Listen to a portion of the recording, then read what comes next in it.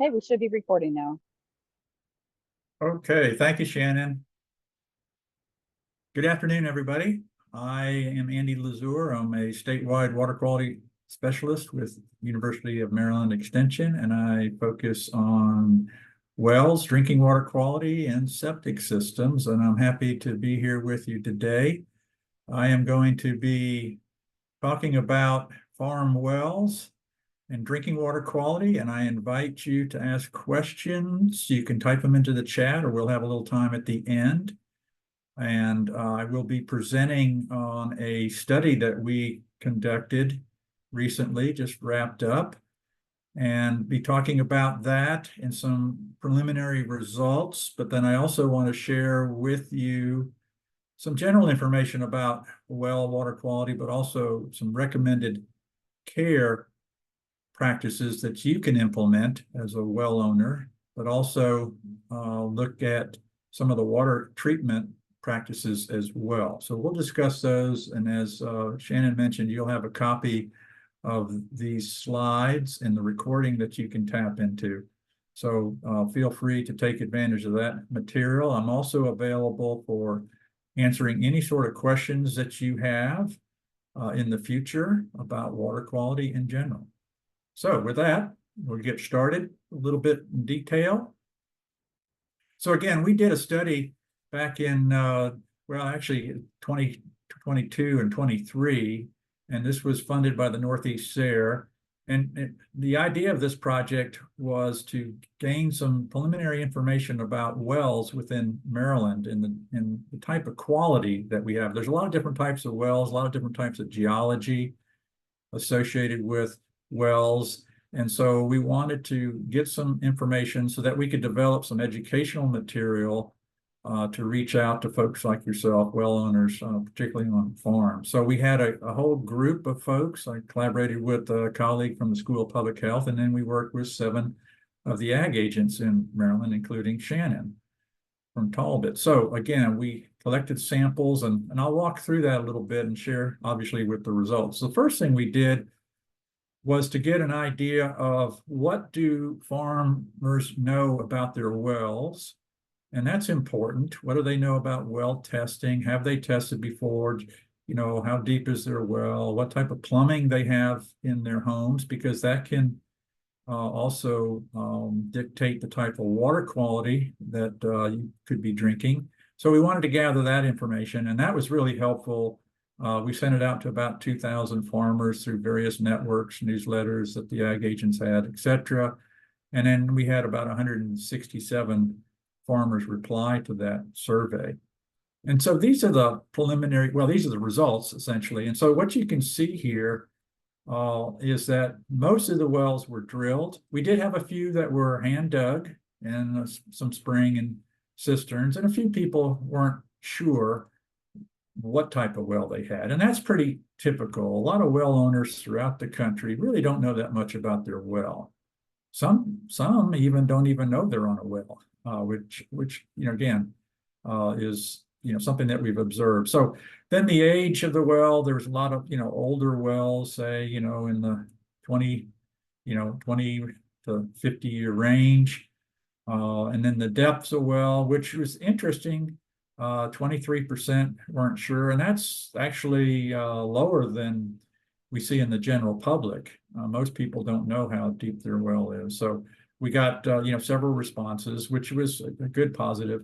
And then over here, this is the well cap. So if you know where your well head is, hopefully you do. It's a pipe, you know, either a metal or a PVC pipe sticking out of the ground, and has a cap on it. You know, and we asked specifically about the type of cap, because the type of cap can influence the type of contamination that's potential. So a sanitary cap is the ideal cap. So the majority of people had a sanitary cap. There were some concrete blocks, a piece of wood, and a few people didn't know. And then the type of plumbing in the home varied a lot more with PVC. There were some homes that had multiple types, and that's what we see. If it's an older home, might have started off with lead or copper pipe, and then it was replaced due to, say, some bursts pipe, whatever the case may be. It might have been upgraded with either PVC or PEX. So that's typical. It's the lead and the copper piping that we're concerned about, because with corrosive water, you can get leaching of copper and lead out of either the pipe itself or the fittings, and the solder used associated with copper pipe. So that was good information. And then a little bit more information about the age of the plumbing, because that can influence water quality as well. Did farmers test? Well, a good number never tested their well. And so we'll talk more about that. And then, again, so the majority of people are not testing as they should. And we'll talk more about that, what that really means and what some of the recommended practices are. And then well repairs, we asked about that because, again, that's important to kind of get an idea of, what might be going on with their water quality and their well and their water quality. And then specifically, what type of issues are they seeing? 33, a third of them said no issues to their knowledge. It's good. And then scale, this is the film that can build up on glasses, for example, or even you get scale inside your appliances, particularly your water heater, maybe your dishwater. Odors such as hydrogen sulfide might be, one of those. And then the typical rust or black stains, that's an iron or manganese issue. Taste, again, could be off. Flavor could be kind of a salty taste, whatever the case may be. Is it water turbid? Have they had any pinhole leaks? Again, this is typically what we see in copper pipe. Has anybody been sick? Has the appliances not lasting that long, and blue stain. So again, a combination of issues, pretty common what we see with other well owners there. So that was good information, and that helped us. And then we went ahead and we were able to do a total of 75 samples. And again, we wanted to test wells throughout the state, and we broke those up into regions. And so you can see here on the shore, the upper shore in Shannon's area, we did Talbot, Queen Anne, Cecil, and Kent. And then again, we went throughout the state to get different well samples. Again, most of them were drilled, but we did have a few hand dug wells in here.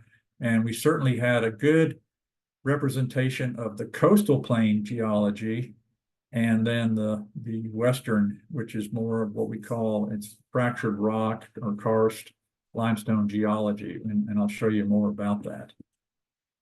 So our findings were interesting. We found that 40% of the wells, 41%, tested positive for total coliform bacteria. Okay, and I'll talk more about what that really means in just a minute. Now, this is higher than we have seen with other studies that we've done. It's been probably in the 30% range. But, again, that is very, well specific, and we might have just tested wells that, were having some issues with their wellhead, for example, okay?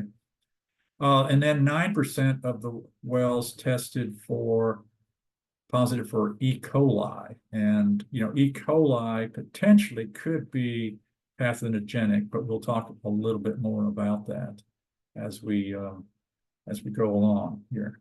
So again, just maybe a little elevated bacteria results for the farm wells.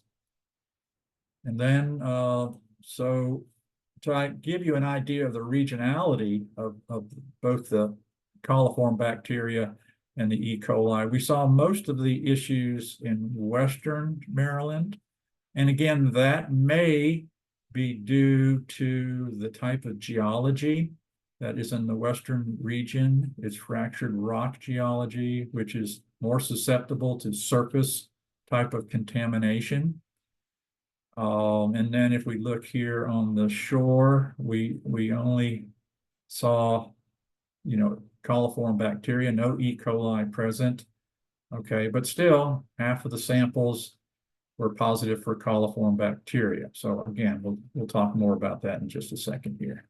So coliform bacteria is a large group of bacteria, and this graphic here kind of shows you the types of bacteria that are within that total coliforms. Okay, a lot of these majority of coliform bacteria is not pathogenic to humans. It's an indication, however, that there's some contamination from animal waste. Now, what does that mean? That could be anywhere from insects to pets, wildlife, livestock, or human sewage. Okay.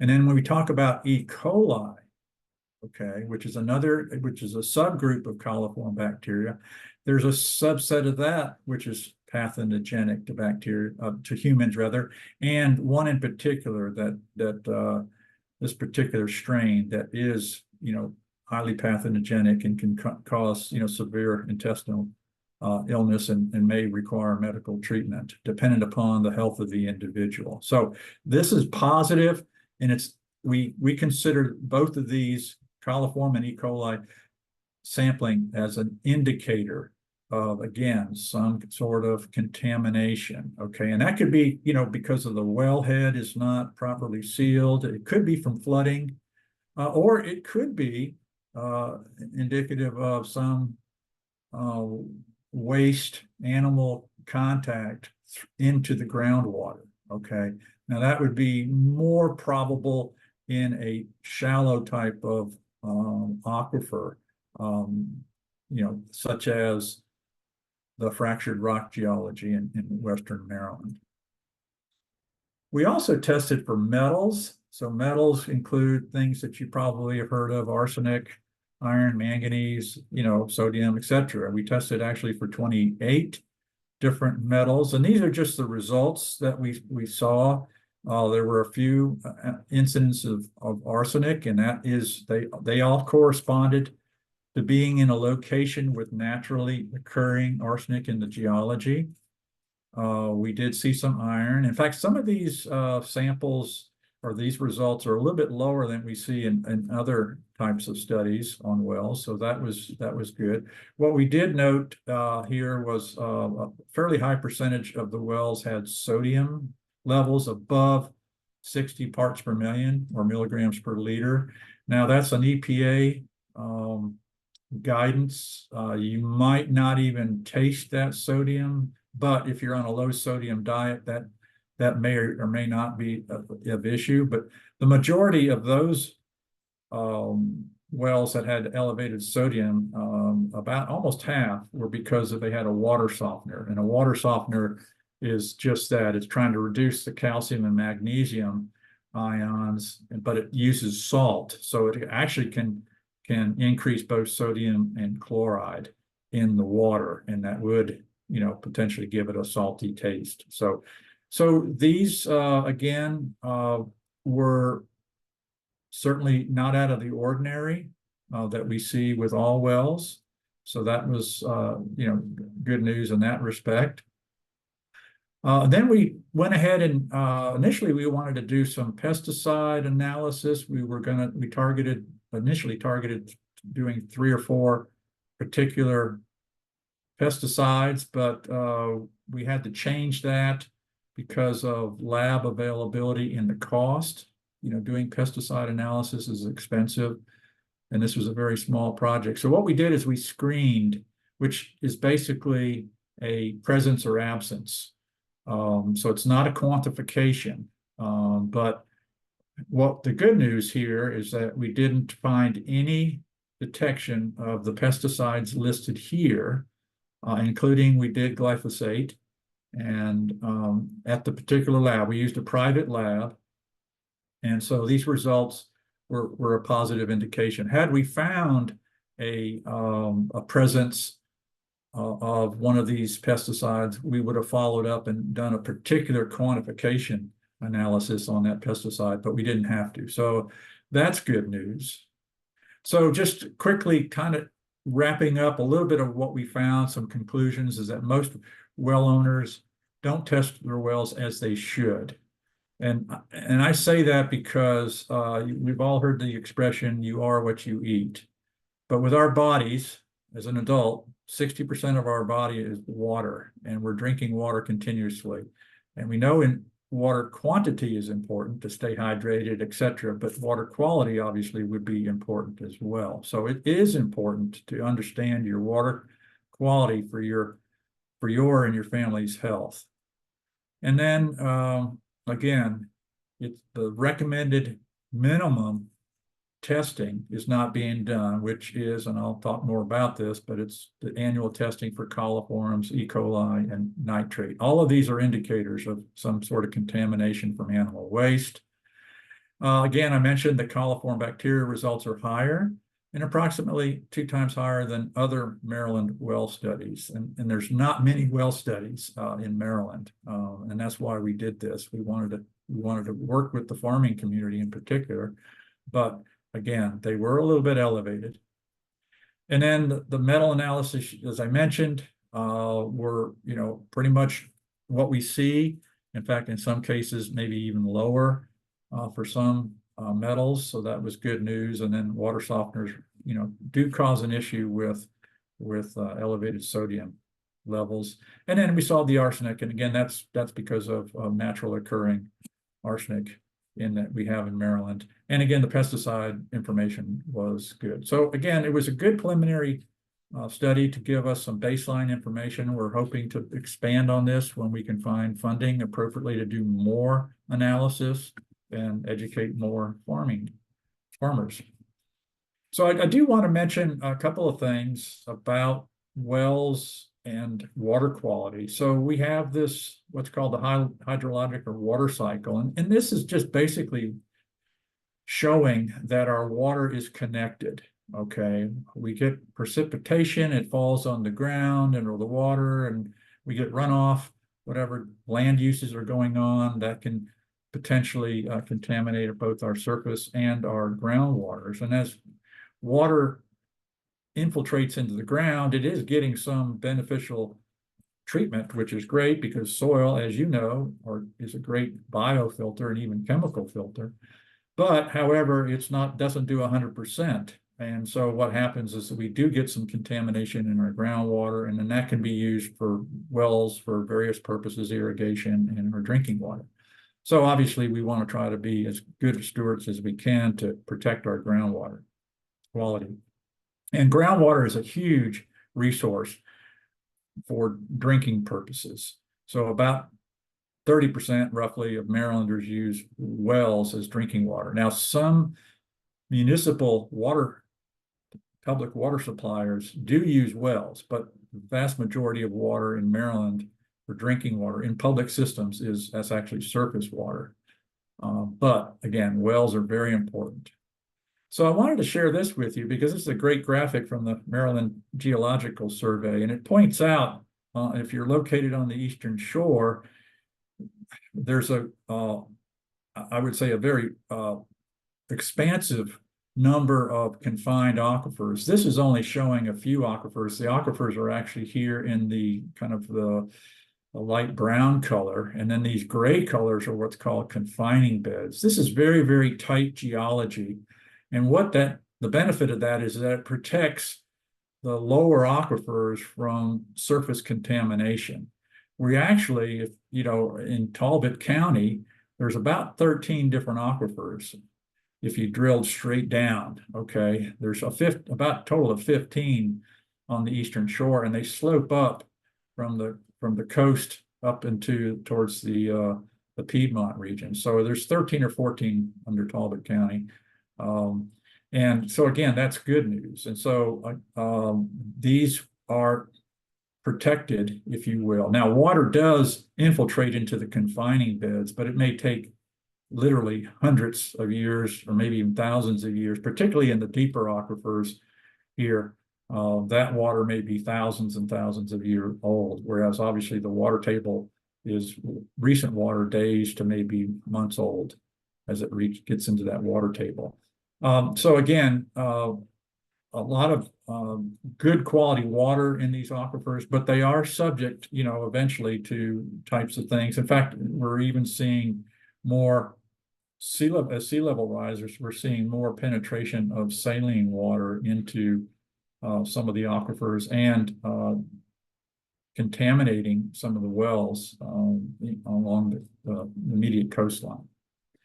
And then that's in contrast to if you're in the Piedmont region, and this extends, beyond just Maryland, of course, this type of geology, both the coastal plain, which is a sand and gravel aquifer type, and then the fractured rock geology of the Piedmont region throughout the whole Northeast, actually. What happens here is that the water is not stored in between the sand and gravel particles like it is in the coastal plain. It's actually in fractures of the rock, of the geology. And this is another graphic from MGS, and it's just showing large fractures. So this particular well is shown to tap into two major fractures. There could literally be, though, hundreds of small fractures feeding those larger ones, okay? And so the water is stored there, and so when you drill a well, that's where the water's coming from. Now, in the case of this well, you can see that this major fracture is tapped directly into the shallow water table, okay?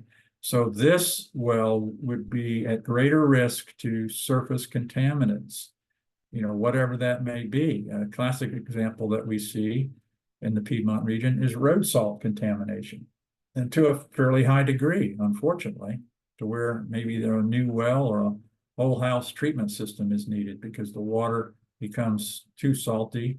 And that saltiness not only is bad for taste, but it also increases the corrosivity of the water, which can eat away at the appliances and the plumbing fixtures. So again, and then, again, with this type of geology, it's, well quality are highly variable because a well just down the street could tap into different types of fractures, and those fractures may not be connected to the surface water. So again, a lot of reasons why your flow rate of your well and your water quality is as it is because of the geology and how that water is stored. So here's a nice graphic showing how the different types of wells. So if you live in the coastal plain here on the left, your casing, all right, is drilled pretty much down to the whole depth of the well, with exception of the very bottom where they have a well screen and a gravel pack. And that's basically the gravel pack and the screen is there so to reduce the amount of sediment that would be entering the well, okay? In contrast, if you're in the Piedmont, that casing may only be 20, 40 feet deep, and then the rest of the well is open. It's called an open borehole. And the reason for that is they're trying to tap into those fractures, okay? These are fractures. So you get water coming in from the fractures, enters the borehole, which acts as a storage, and then it's pumped up into your home. And again, these types of wells are at greater risk of surface contaminants. So what you can do as a well owner is you could examine your wellhead, and pretty simple thing to do. And hopefully you know where your wellhead is. If you don't, you're not alone. There are well owners that don't really know where their well is, their wellhead. And so you can look around for a pipe sticking out of the ground, and hopefully you'll be able to see that. And typically what you might see is either metal casing here or PVC. So it would be white plastic or, probably rust colored metal. And then hopefully there's a sanitary well cap.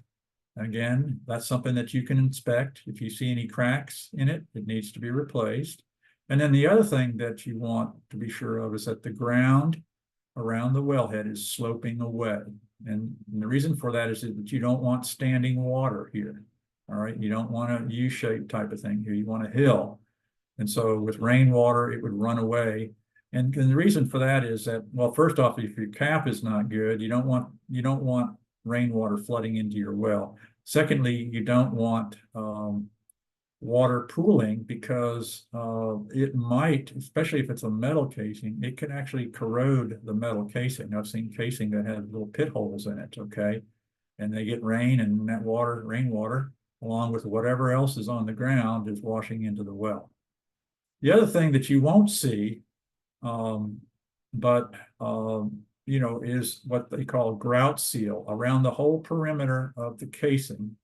They seal it with this special bentonite clay, and that acts as a sealant to prevent or certainly reduce the ability of water to just kind of channel along the edge of the pipe and then get down in the well and then potentially contaminate the aquifer. So again, you can check that, and if your well cap again is not in good shape, then it needs to be replaced. Here's a picture of a plastic sanitary well cap. You can see the rubber gasket that provides a tight seal around the casing, and then here is the hole that is used for the electrical pipe for the submersible well, and then these are actually vents and screened off so we're not getting insects into the wellhead, because actually insects are a common source of positive coliform bacteria results.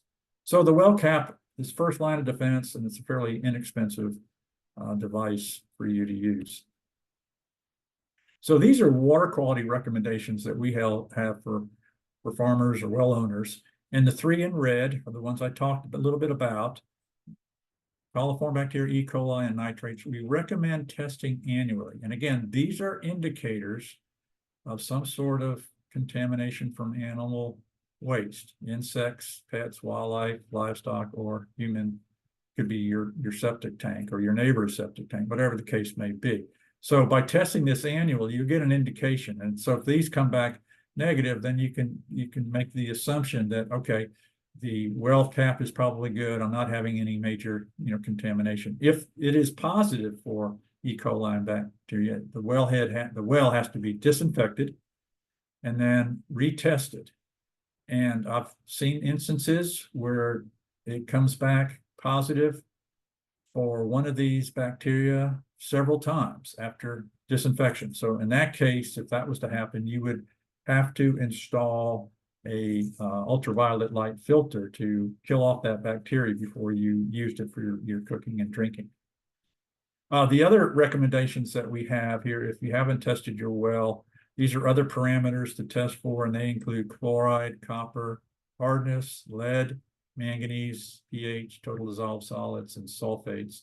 And if you are in an area with naturally occurring contaminants, I'll show you a picture in just a second, including arsenic, radon, and radium, which we have here in Maryland, then you will want to test for those. These tests in black can be done, once every 5 years. So just as an FYI, the three here, if you go to a private certified lab, which is what we recommend here in Maryland, you are probably looking at on the order of anywhere from, say, 50 some odd to $75. If you did the whole thing, that's probably a $200 plus type of test. But again, you don't have to do that full test, but every 5 years or so.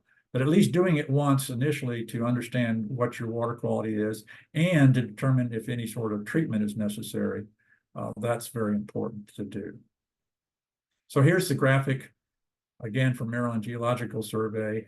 It's a great resource. You can see the naturally occurring arsenic belt that runs from the upper to mid shore and then across into southern Maryland. This is naturally occurring arsenic, okay? And then we have some radium as well as radon. Now, we often think about radon about in the soil, and we're concerned about it with our crawl space and everything, but it can be a water contaminant as well. And then we see some brackish water intrusion in certain areas along the coastal bays and the Chesapeake Bay.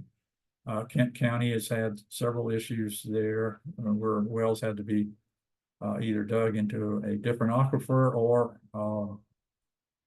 put in a whole house reverse osmosis system for the tune of $15,000 plus, depending upon the size of the house. So anyhow, that, again, just to give you, make you aware that there are some naturally occurring contaminants. Well, the good news is, and, to kind of use the more recent expression, there's a filter for that. So pretty much whatever your analysis comes back with, whatever contaminant, there's filtration equipment for that. Probably the most, the one filtration system that does the most, particularly for homes and the quantity of water, would be reverse osmosis. Distillation actually does the most. However, it's really not practical for a home system. So reverse osmosis, and I'll talk a little bit more about that. But where there's carbon filters and then there's ion exchange. A water softener is an ion exchange type of system. But again, you can look at all these different types of contaminants: arsenic, boron, fluoride, hydrogen sulfide, iron, manganese. Again, there are filters, and with reverse osmosis, it's actually 3 filters in one. It's a pre-sediment or suspended solids filter. There's an activated carbon charcoal filter. And then there's also the membrane of the reverse osmosis, which does a tremendous job. It even takes out a lot of the emerging contaminants that you may be hearing about, some microplastics and the PFAS, the forever chemicals. So those are good options. And so when you look at treatment systems, you got 2 basic main categories. You have point of entry, which is another term would be whole house treatment. And that could be like an activated carbon filter, charcoal filter, or the water softener, okay? Now you're treating all the water. So obviously it's a bigger filter, it's a more expensive filter system, or you could use point of use filters. This is right at the faucet. Say your kitchen faucet is typically the primary source of water that's used for drinking, as well obviously as cooking. So you can put a filter there. And here's some examples of point of use filters. Okay, you have your typical faucet filter, a refrigerator filter, and then this is the reverse osmosis filter. Okay, and it has a storage tank, has its own faucet. But then it's 3 filters in one. So typically it would be the sediment, suspended solids filter, the charcoal filter, and then the membrane filter, okay? Now, if you had contaminant, your analysis came back and showed that a reverse osmosis filter would be good, but you had kind of reoccurring coliform bacteria, you could add a UV filter as well. So this is typically mounted under the sink. But with any filter, once you get your analysis, and by the way, I'll mention that on our website, and you have my resource link there, we have not only a list of certified labs in Maryland, but also Penn State Extension has got a great drinking water interpretation tool online. That link is on our website. But I also do, analyses or interpretation of water results, make filter recommendations, either by email or telephone, whatever the case may be. But with filtration, the big thing that you want to look for is third-party certification. And that's looking at either the NSF, the WQA, Water Quality Association, or the UL. And what that third-party certification does is it verifies that what contamination reduction is on the label is accurate. So if they claim 95% reduction in lead, this third party has tested for that and verified that yes, indeed, that filter removes 95% of the lead or whatever the case may be. Now, the other thing to remember about filters, okay, y'all are no stranger to maintenance. Your tractors need oil filters, your cars, whatever the case may be, but filtration systems need maintenance, and you have to follow the guidelines, okay? So you're going to be replacing, elements, like inside the reverse osmosis, for example, you just unscrew that and then you replace the filter that's inside, okay? So again, if you don't maintain your filters, what actually can happen is you actually can get kind of a slug of higher level contaminant in your drinking water. So you certainly don't want that to occur. Now, the other thing important about water quality and working with pesticides is that certain water qualities can actually reduce and greatly reduce the performance of a pesticide. And you certainly don't want that after you've spent, a good bit of money on your pesticide and you want it to, be effective out in your fields. So you understand that pH has an important factor. They actually work best in an acid pH water. So the range is pH of 4 to 6.5. So 6.5 is just, slightly under the neutral, okay? So that's important to note, okay? If it's higher than that, then you would want to add some sort of water conditioner, and oftentimes the pesticide manufacturer may recommend on the label, okay, of what type of water conditioner that works best for that particular herbicide, okay? Hardness, that's the level of calcium and magnesium. You see here, those 2+, all right, those are positive ions, okay? This can interfere with the effectiveness of pesticides, okay? So if it's, very hard, if it's hard water, so hard water is about 120 parts per million or milligrams per liter of hardness, okay? That means there's a lot of calcium and magnesium in that water, okay? And that will bind with the negatively charged pesticide molecule and rendering it ineffective or reduced effectiveness, okay?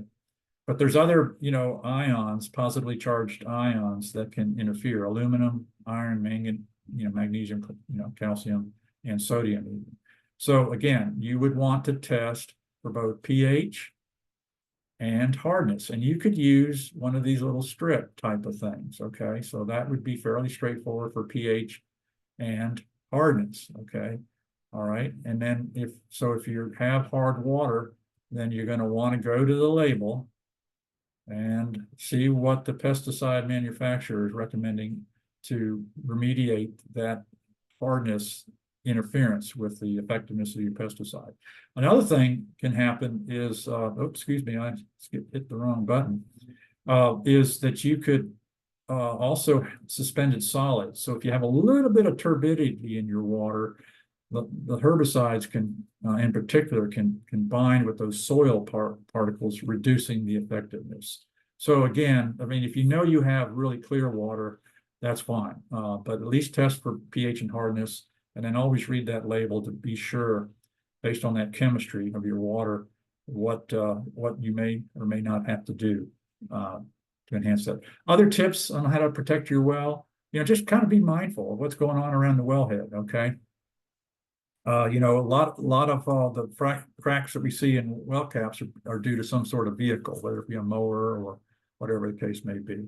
You don't want to be parking near your wellhead anyway, because that could actually damage the grout that's helping, there.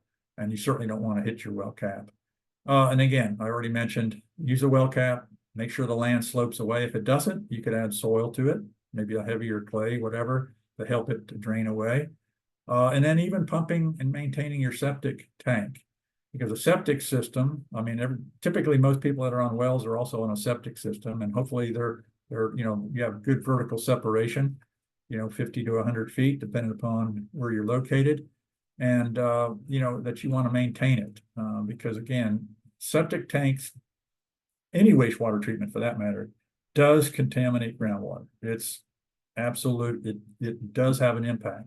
Now, the degree of that impact will depend upon the soil and the condition of your septic system. As I said, soil is a great bio and chemical filter, okay? But there's still that risk, especially if it's the drain field's not working properly and you're getting flooding, those types of systems. And then about storing pesticides, correctly. And then another big one, particularly on farms, is the potential for abandoned wells. And so those need to be properly sealed. And so what does that mean? Well, the big reason, obviously, is that, and this is just a picture of an old abandoned well. You can just imagine, okay, just the directness connection of surface water, surface contamination directly down into the aquifer. And this graph is showing the same thing. So, if you have an abandoned well and it's not sealed properly, then it's basically a direct conduit to the aquifer.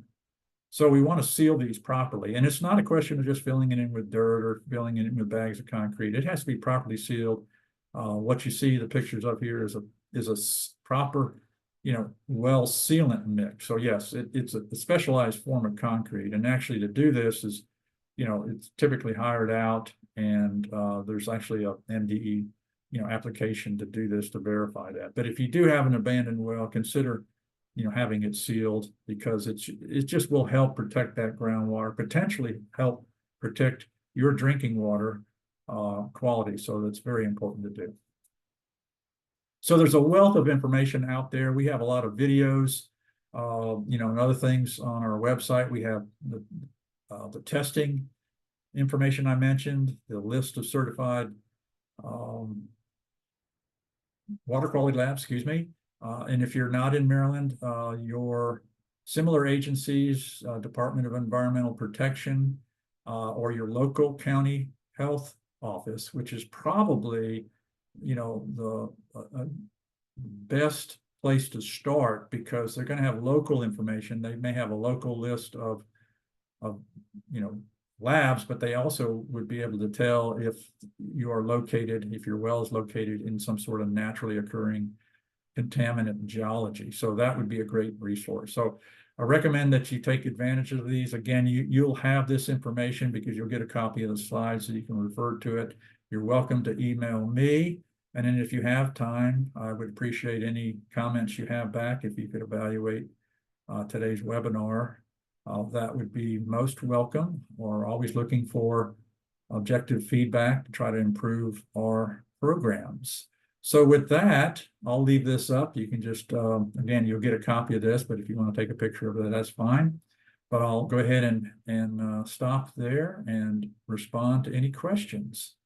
So let's see, we do have some activity in the chat. Well, let's see, I don't know if we have a question. Okay. There's somebody trying to get back in, I believe. Let's see, there is a question.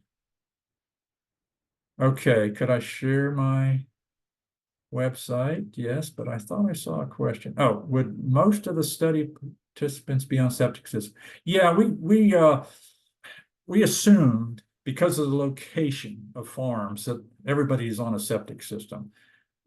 It's very unusual to find, unless it's some sort of urban, farm or they're right adjacent maybe to a community that's on sewer, but it's, we would assume that everybody's on a septic system.